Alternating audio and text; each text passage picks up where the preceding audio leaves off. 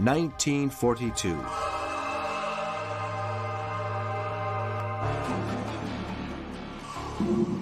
Guadalcanal, in the Solomon Islands, is 145 kilometers long and 40 kilometers wide, and most of it is covered in thick jungle.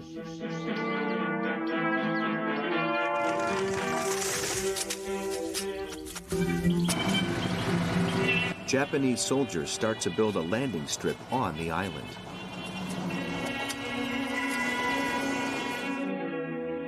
Meanwhile, more than 3,000 kilometers away, U.S. Marines arrive at Wellington in New Zealand to begin training for the forthcoming campaign in the Pacific.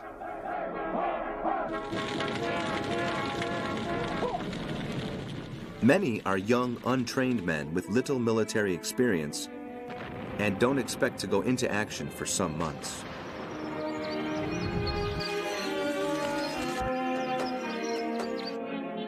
The plans of the Allied General Staff center on stopping the Japanese advance in the South and Southeast Pacific and occupying the base established at Rabaul in New Britain, used as a springboard for various raids.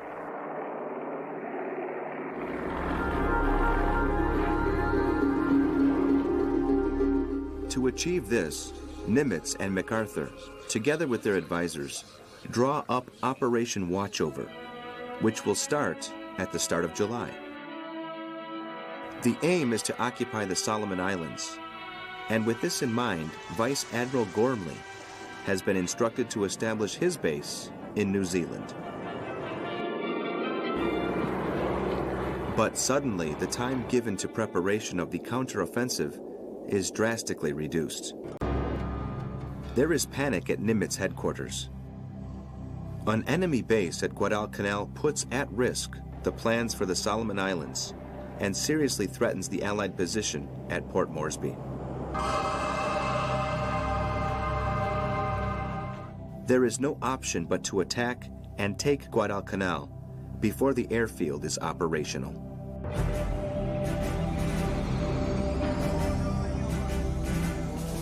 On the 26th of July, Chester Nimitz orders the 80 ships of the Pacific Fleet, commanded by Gormley, to set course from distinct points for the island. The mission is urgent. The landings are to be undertaken by the 1st Division of Marines, who have had only 2 weeks preparation. Very soon, many of these young, raw recruits were either dead or had become veteran fighters.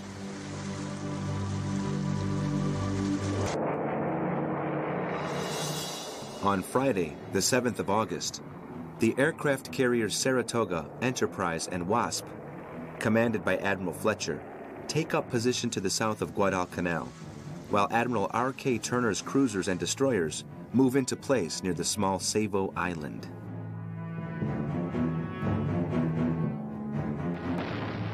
At nightfall, the Allied ships bombard the construction work on the airfield and the Japanese positions in Guadalcanal.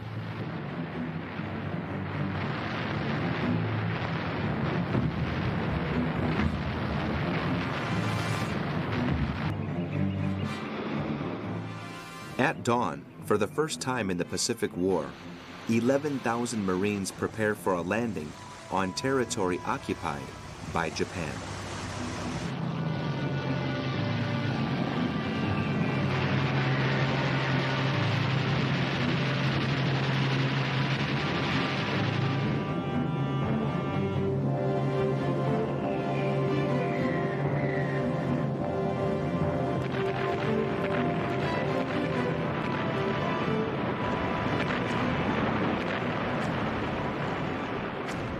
The American intelligence services estimate that there are some 5,000 Japanese soldiers on Guadalcanal, when in fact there are less than 2,000, and only 240 of them are armed, the rest being workers.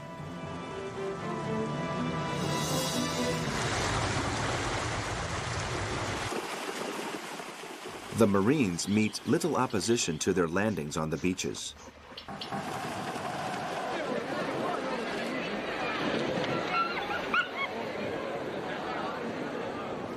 The few Japanese on the island have retreated and dispersed throughout the jungle.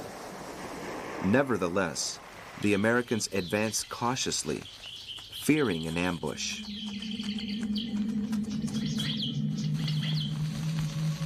Split into two columns, they discover deposits with abandoned provisions and arms, which provide support for the hypothesis that the Japanese have fled. Slowly, the Allied soldiers occupy positions and on the second day reach their objective, the landing strip. They rename the airfield Henderson Field in honor of a U.S. pilot killed in the Battle of Midway.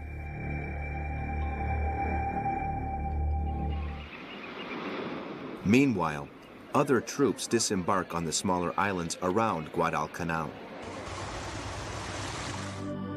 In Tulagi and Gavutu, the Marines are shocked by Japanese suicide tactics.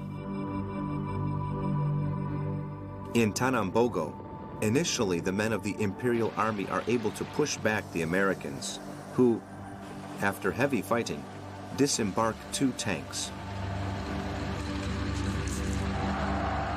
Unexpectedly, local people attack the tanks, grab the fuel bottles, and drag out the crews, dismembering them in front of their comrades.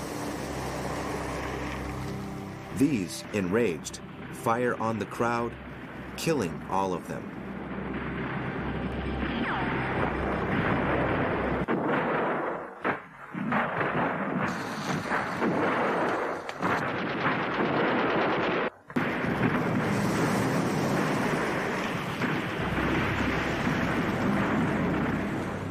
The Allied invasion has taken the Imperial General Staff and its soldiers occupying the islands by surprise. In Guadalcanal, during the first few days, the fighting is limited to exchange of fire and ambushes.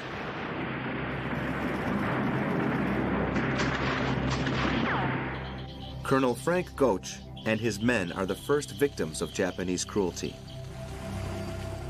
A number of them fall into a trap and are killed in the fight, while others, taken prisoner, are beheaded.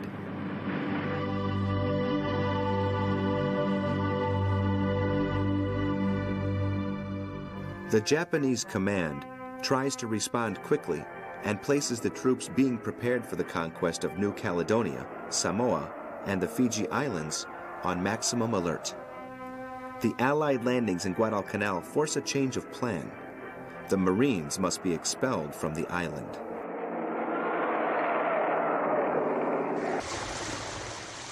On the 8th of August, Vice Admiral Gunichi Mikawa, in command of the 8th Fleet at Rabaul, puts to sea with 5 heavy and 2 light cruisers and a destroyer. At the same time, the Japanese planes hunt the aircraft carrier Fletcher.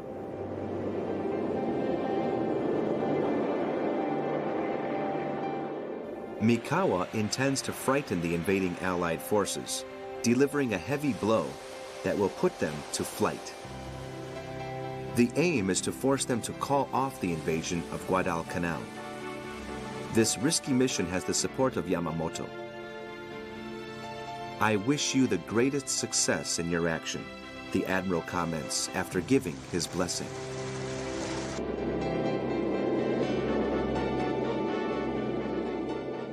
The U.S. ships suffer constant intense attacks, which they try to repulse with artillery fire.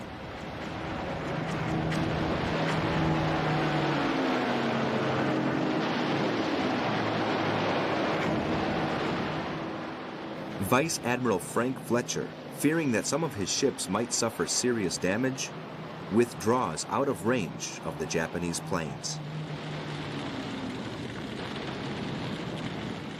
At the same time, Admiral Turner pulls his ships back from the first line of protection of the landing troops.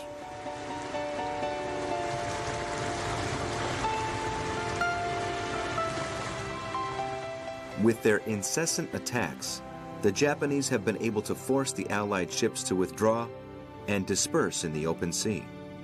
Meanwhile, Mikawa's ships take advantage of the situation and sail at full steam to take up position between the islands of Guadalcanal and Seivo.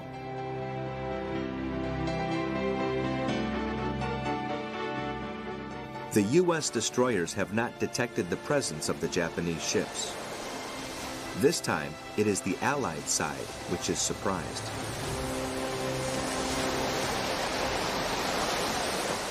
The ships of the Japanese Imperial Navy attacked the U.S. Pacific Fleet with torpedoes and artillery fire, while their planes launched flares to light up the targets.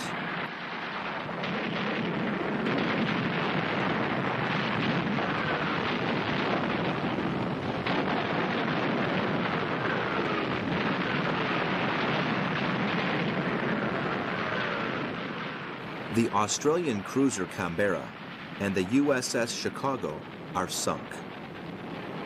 Mikawa's ships quickly head for the north of Guadalcanal and attack the Allied ships there, sinking 2 more cruisers, the Quincy and the Vincennes, besides seriously damaging the Astoria.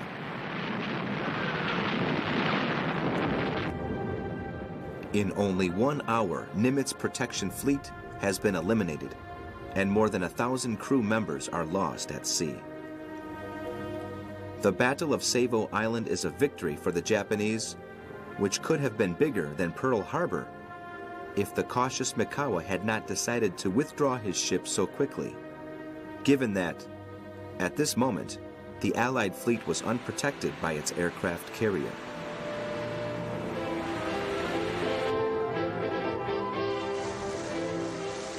Stunned by the speed and force of the Japanese attack, the ships of the Pacific Fleet withdraw. However, Yamamoto sends his planes after them and, close to the East Solomon Islands, seriously damages the aircraft carrier Enterprise.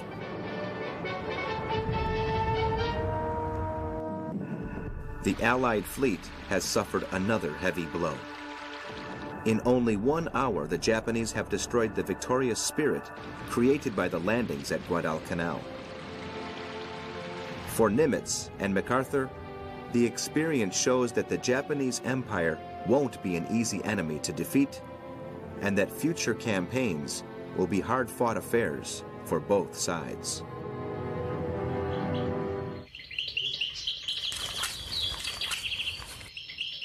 The thousands of Marines of the 1st Division, under General Alexander Vandergrift, are alone on Guadalcanal. Without support from the sea or the air, and with a lack of provisions, working on the landing strip falls behind schedule. However, captured Japanese equipment that is still in working order is put to use to complete the work on the airfield, though occasional Japanese bombing raids continue.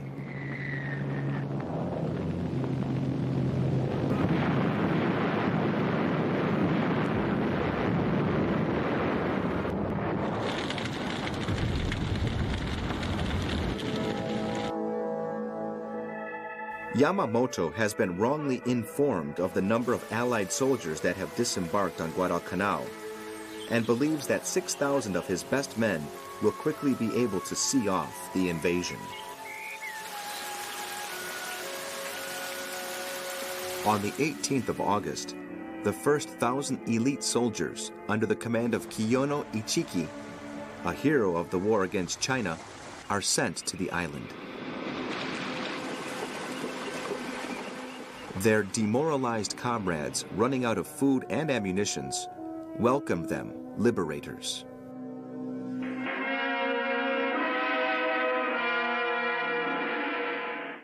Vandergrift's troops have occupied an area of 30 square kilometers, from the rivers Ilu and Tenaru to Kukum Hill, the location of the Henderson airfield. Behind them is the beach. On the 21st of August, without any planning, Ichiki and his men launch a suicide attack across the Ilu River against the entrenched enemy positions, and are met with machine gun and artillery fire that results in a massacre of the Japanese soldiers.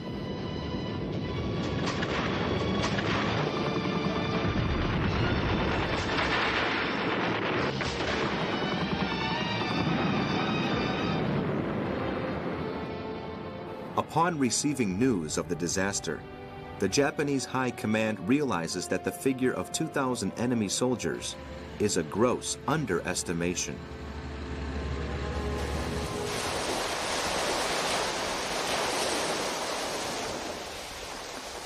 At the end of August, American ships re-establish supply lines, and the Marines finish work on the airfield. The first fighters and bombers arrive at the landing strip. The Allied soldiers are no longer isolated, and the Air Force provides a greater level of security, controlling enemy movements by land and sea during the day. This forces the Japanese on Guadalcanal to keep their distance from the Allied positions and to supply their troops during the night.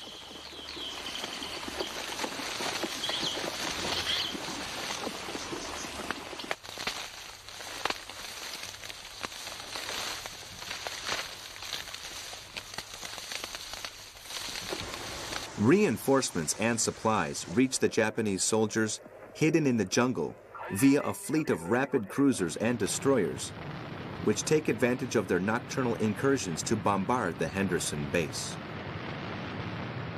The Allies give the fleet the name the Tokyo Express.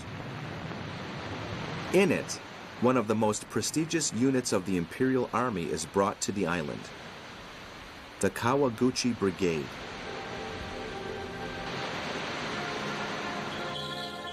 Some weeks after the Allied invasion and the disaster involving Ichiki's men, the Japanese are planning their first important moves to retake the airfield. In the meantime, they continue their attacks by sea and employ guerrilla tactics in the jungle with isolated patrols.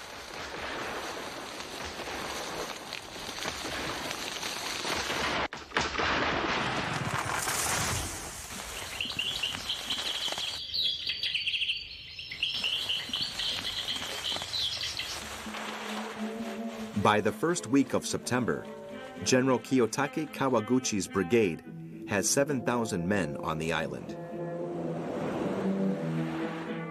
The Imperial General Staff believes it is strong enough to take control of the airfield by a land offensive with air support from the bases of Rabaul and Munda.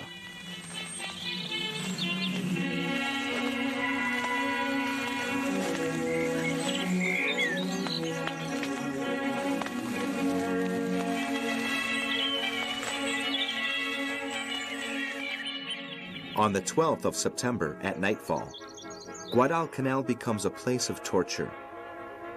The Allied soldiers, in the draining tropical climate, confront the most dangerous attack to date.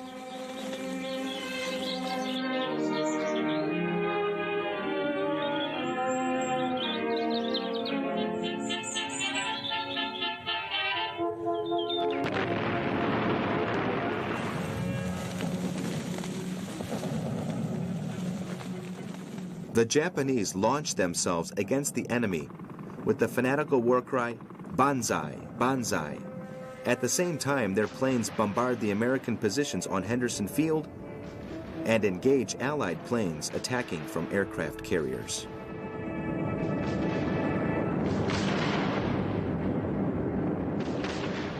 Kawaguchi knows it is a fight to the death.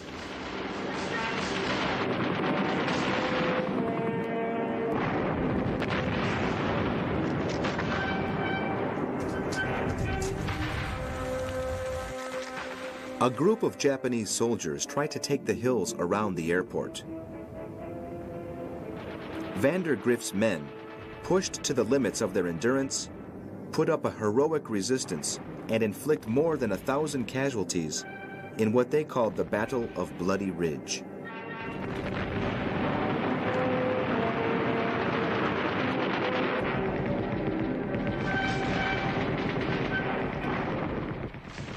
The men of the Sendai Division, attacking in the center, break through the Americans' first lines of defense and reach the airport. But they are caught in lethal crossfire and only 5 men make it to Vandergrift's command post, where they are immediately killed.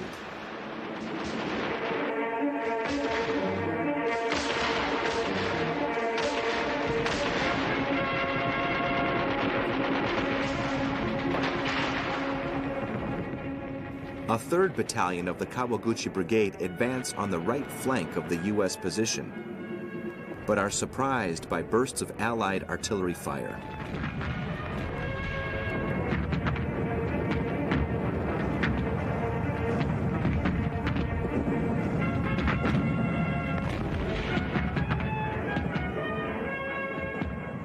General Kiyotake Kawaguchi had promised his high command his men would take Henderson Field.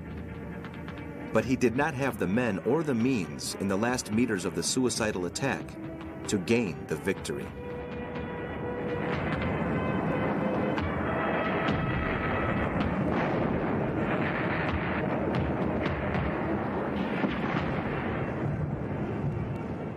After 2 days fighting, the Japanese survivors withdraw, leaving behind them 3,000 men of their heroic brigade.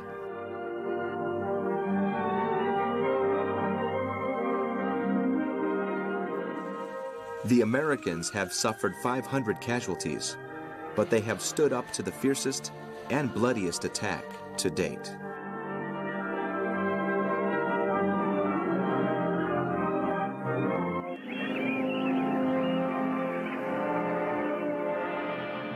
They have won a short respite, but soon conditions in the jungle begin to take their toll, and fever and malaria spread rapidly.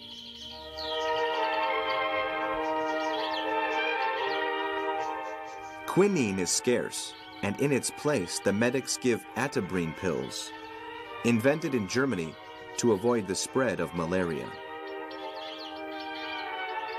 Many men did not take the pills because they believed they caused sterility, or because they could not endure the side effects of severe headaches and vomiting.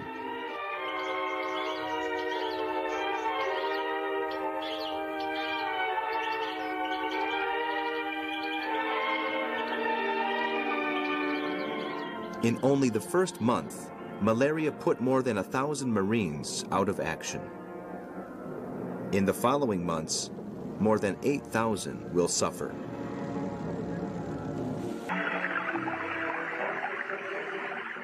The attack by Kawaguchi's men has confused the U.S. intelligence services, who do not know the number of Japanese soldiers on the island. This makes the enemy seem more powerful and increases the fears of the Allied troops, who sometimes become completely disorientated in the middle of the jungle.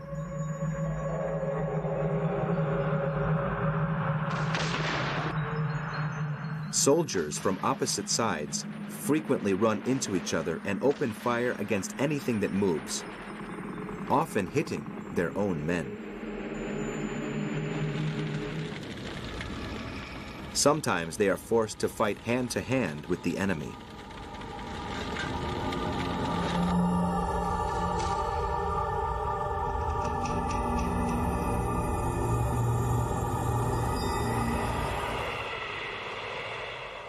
On the 25th of October, the aircraft carriers Hitaka and Jayataka, accompanied by battleships and destroyers, engage the U.S. fleet off the Santa Cruz Islands and sink the aircraft carrier Hornet, as well as causing serious damage to the Enterprise.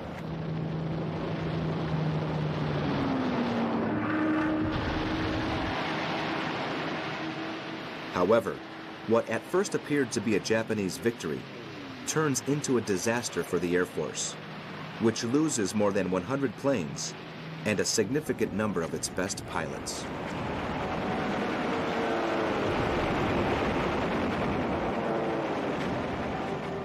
At the same time, the fighting in Guadalcanal continues in a tragic game of hide and seek.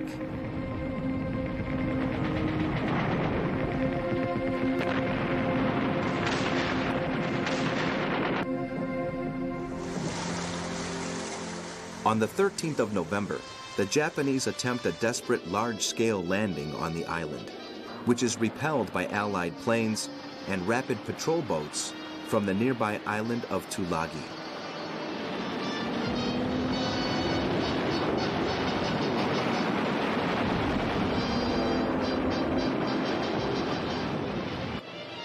On the 30th of November, the Tokyo Express, under the command of Raizo Tanaka, the Tenacious, once again took the sea with 8 destroyers to land troops and provisions along the beach of Tasafaronga, opposite Seibo Island in Guadalcanal.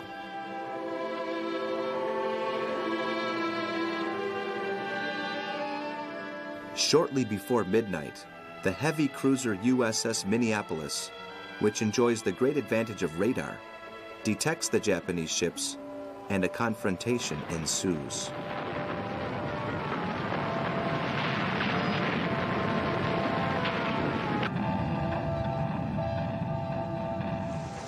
The much swifter Japanese ships sink the Minneapolis and the Northampton and inflict serious damage to the Pensacola and the New Orleans.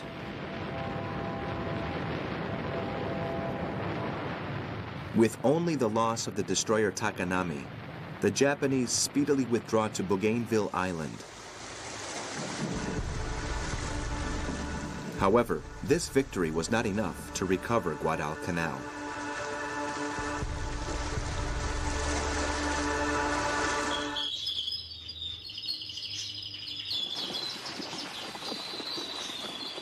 (1943).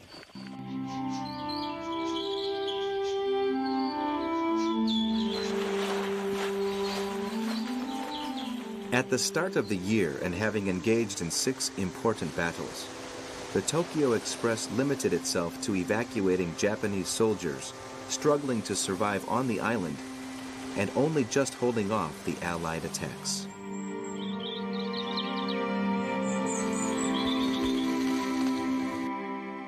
On the 14th of January, the Casablanca Conference takes place. Roosevelt and Churchill, accompanied by their respective general staffs, establish as their first priority the defeat of the Nazis in Europe. However, the Americans want to keep the initiative in the Pacific.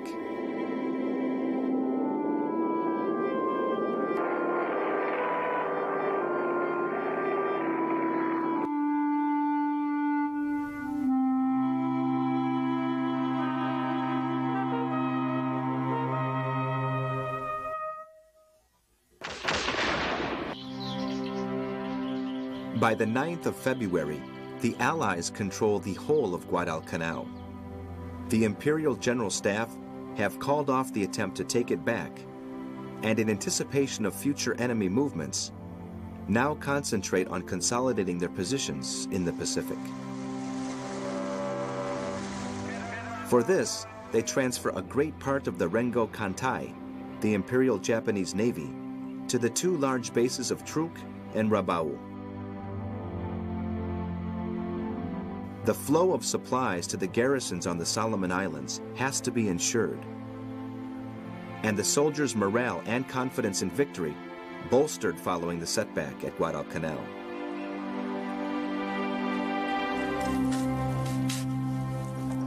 Faithful to their tenacious and untiring spirit, the Japanese have built a large base at Rabaul in New Britain. From there, they plan to reorganize and maintain the defenses of their conquests in the Pacific.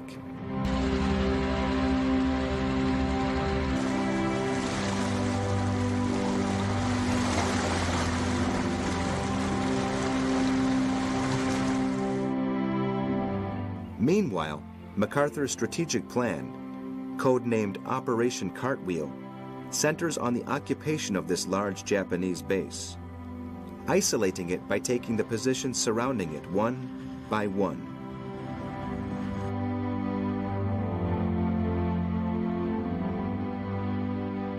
The road to Tokyo goes through Guadalcanal to the Solomon Islands, Rabaul, and Papua New Guinea, and on to the Philippines. It is what the U.S. General calls leapfrogging.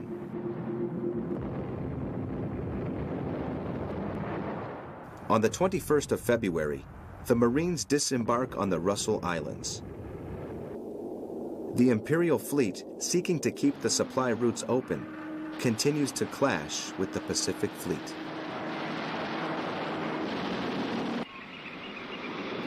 At the beginning of March, an important naval battle takes place in the Bismarck Sea, in which the Allies sink 8 Japanese transport ships and 8 destroyers sailing from Rabaul to Lae in Papua New Guinea.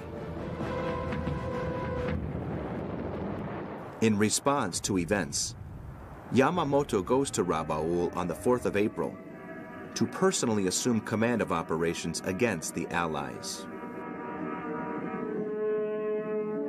The admiral tries to keep U.S. forces at bay by developing an impenetrable defensive barrier and ordering continuous air and naval attacks against Guadalcanal, Savo, and Port Moresby.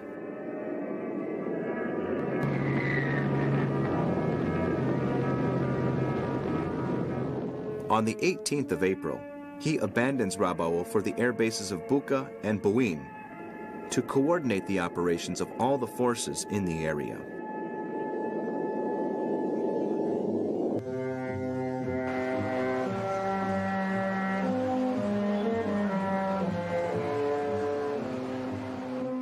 However, U.S. Secret Services have deciphered a message which gives them the knowledge of this flight plan.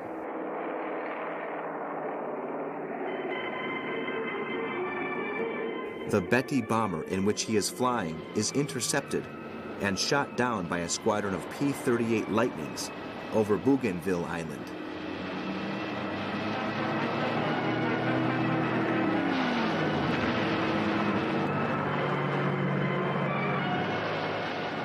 The death of Yamamoto and members of his staff is a serious blow for the Japanese troops. The Imperial High Command has no one to match the Admiral in terms of knowledge and charisma, and his loss seriously affects Japanese war plans.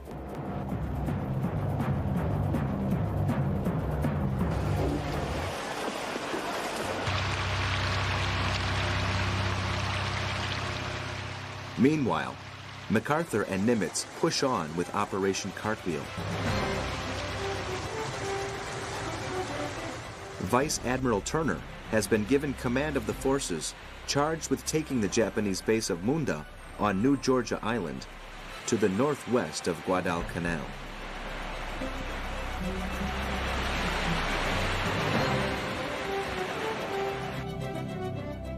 To attack the city, the Allies disembark heavy artillery on the northern side of Rendova Island, opposite Munda. At the same time, groups of operational forces land 7 kilometers to the east of the airport.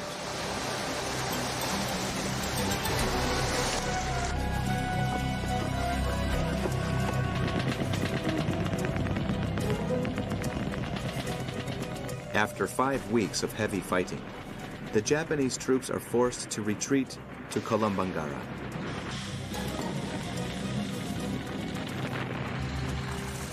U.S. engineers rapidly equipped the airfield at Munda for planes.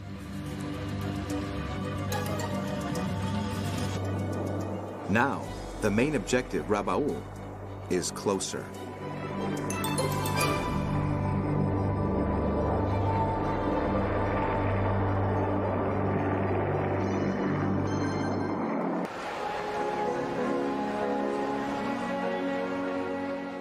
The triumph in Munda coincides with the first anniversary of the landings at Guadalcanal. Once their positions are consolidated, Nimitz and MacArthur propose to take Bougainville, the largest of the Solomon Islands, considered the central link in the chain being formed around Rabaul. The first move to take the island begins with a diversionary attack on the islands of Treasury and Choiseul.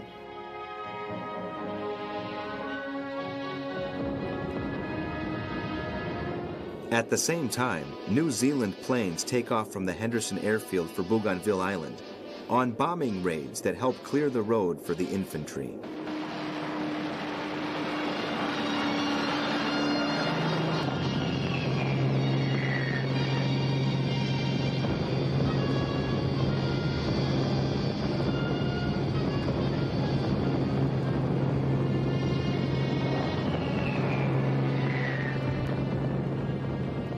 The area chosen by the Allies to land are the beaches of the Empress Augusta Bay between Torokina and Maraca.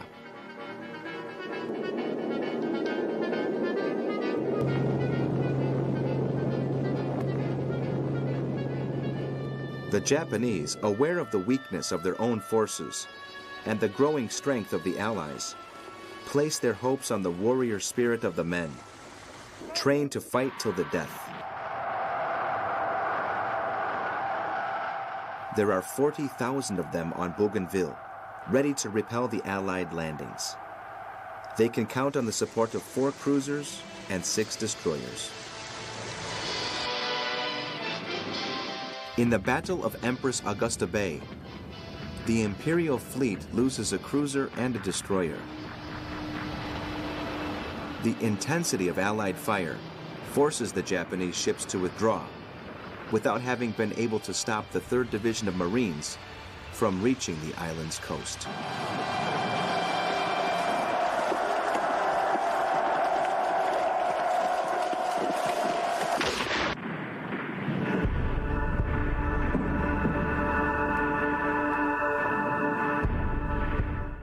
On the 1st of November, from the beaches of Cape Torokina, the Allied soldiers begin the conquest of Bougainville. Before them is the most savage and marshy jungle that exists in the South Pacific. Once again, the aim is to force the enemy to retreat in order to establish an airfield as soon as possible.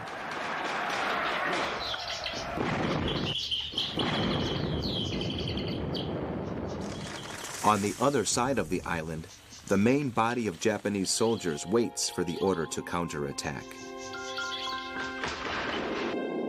The Allied reconnaissance planes take advantage of the cover of night to seek the enemy fleet.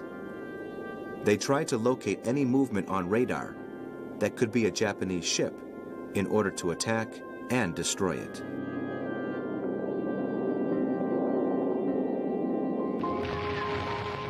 Successive confrontations with the Americans over the months have significantly weakened the Japanese army, making it increasingly difficult for it to actively maintain the area of defenses known as the high tide line.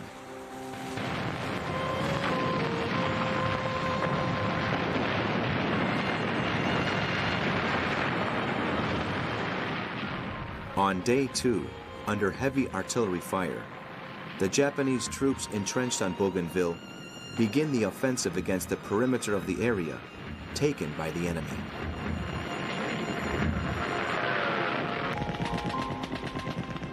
The fight continues for 4 months, characterized by bloody assaults in the thick jungle.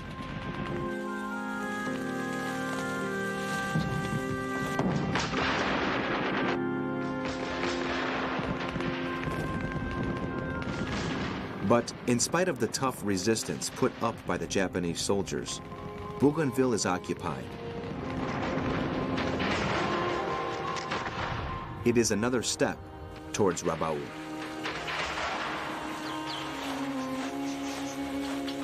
Meanwhile, MacArthur's Australian troops, supported by U.S. paratroopers, continue to advance along the east coast of Papua New Guinea.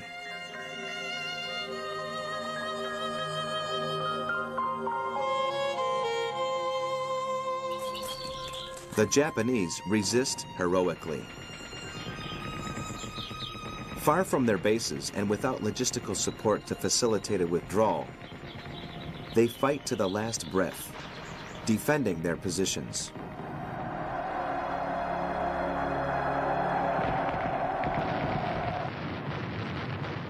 Japan has lost the initiative and depends on the tenacity of its soldiers who, island after island, are forced to confront continuous waves of American troops disembarking from their modern landing craft.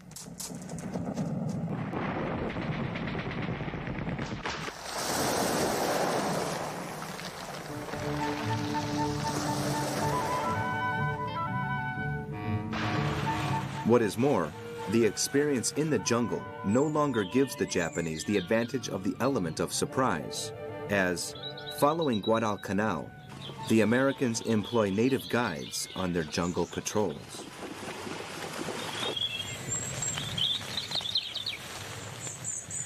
On the road to Tokyo, the campaign now concentrates on the Central Pacific, with the naval forces under Admiral Nimitz and land forces commanded by General MacArthur.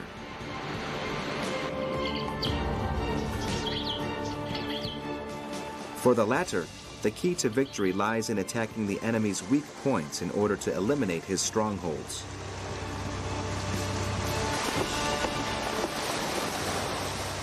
Convinced the bullet with his name on it has not yet been made, the U.S. general, landing after landing, becomes a popular figure on the beachheads newly established.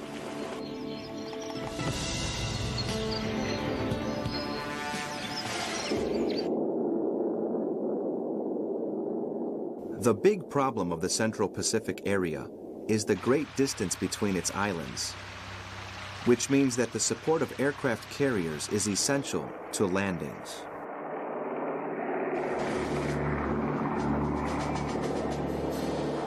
The number of these has significantly increased in recent months, and thanks to this, Nimitz has drawn up a plan to occupy the Marshall Islands, involving the invasion of the Gilbert Islands, starting with Macon and Betio Island in the Tarawa Atoll, where Japanese activity is centered.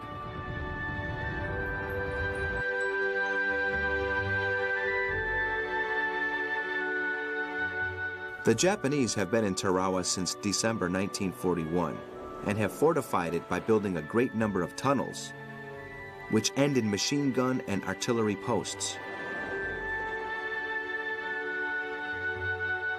They also have an airport and 3,000 elite soldiers, specially trained to defend the island.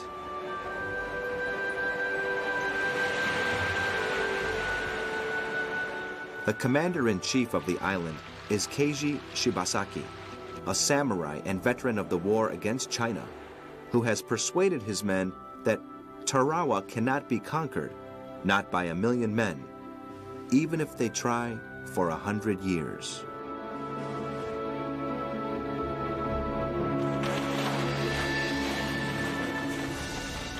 Keiji knows that it won't be long before the Americans arrive, as their reconnaissance flights are almost continuous.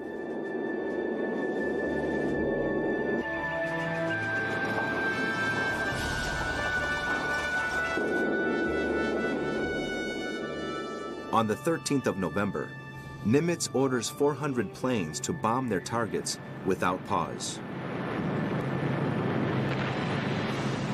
It is necessary to keep the island's defenders in a state of extreme tension.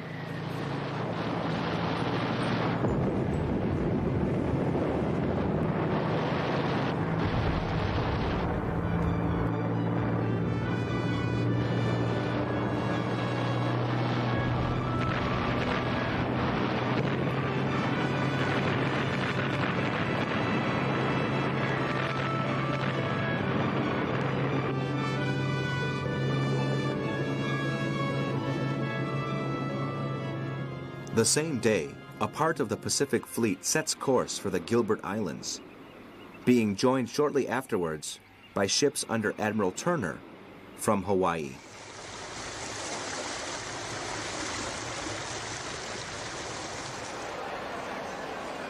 "18,000 Marines of the 2nd Division, veterans of Guadalcanal and Tulagi, make up Operation Galvanic. The largest invasion force to date to take one objective heads for Tarawa Atoll.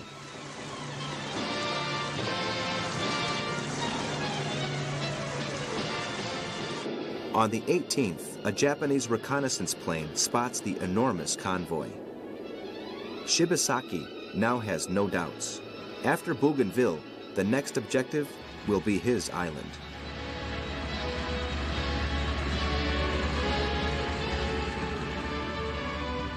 Next day, the radar stations on the north of Tarawa report the presence of the fleet, and the Ki-43 Ayabusha planes take off.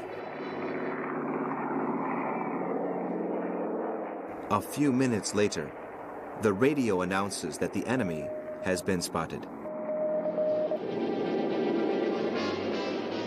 At the front, flying in formation, hundreds of Avengers and Dauntless dive bombers, together with Grumman Wildcats and Hellcats, are approaching.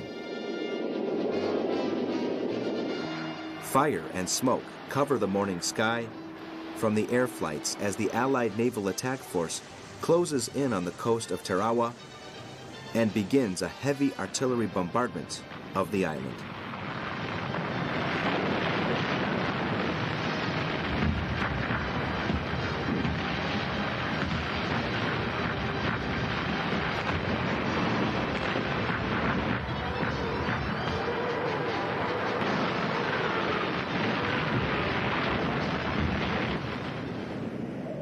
Day 20.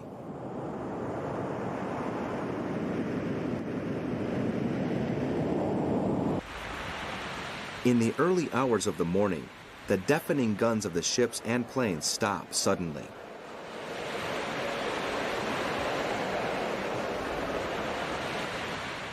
Marines from the ships of the invasion force begin to fill landing craft.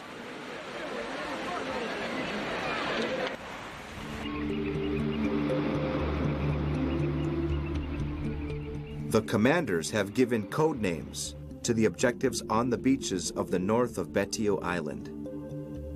Red 1, Red 2, and Red 3.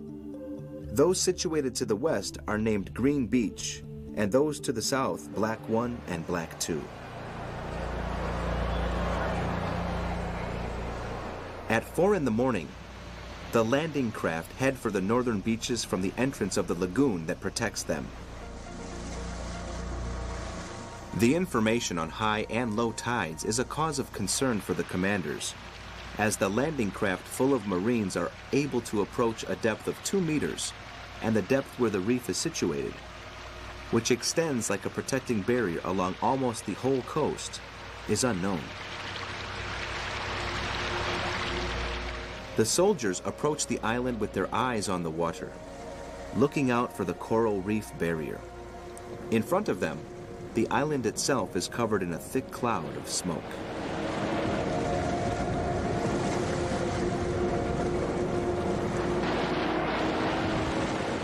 Suddenly, the boats stop and they hear the noise of metal scraping on rocks. Their worst fears have been confirmed, and some of the boats have problems passing the barrier. From their indestructible positions made of concrete, the Japanese direct a deadly fire at the beaches, and the reef where the boats packed full of soldiers are stranded. The screams and the explosions continue while the Japanese batteries keep up an incessant barrage. The Marines that manage to survive jump onto the sharp coral rock and become sitting ducks for the Japanese machine guns.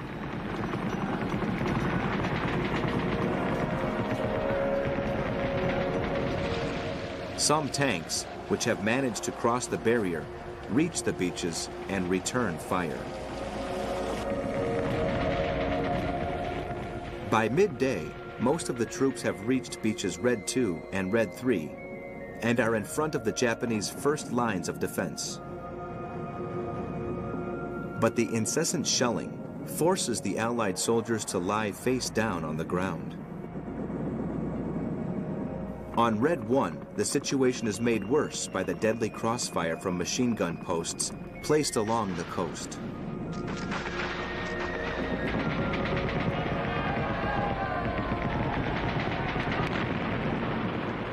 At the end of the day, of the 5,000 Marines that disembarked, 2,000 are dead or wounded.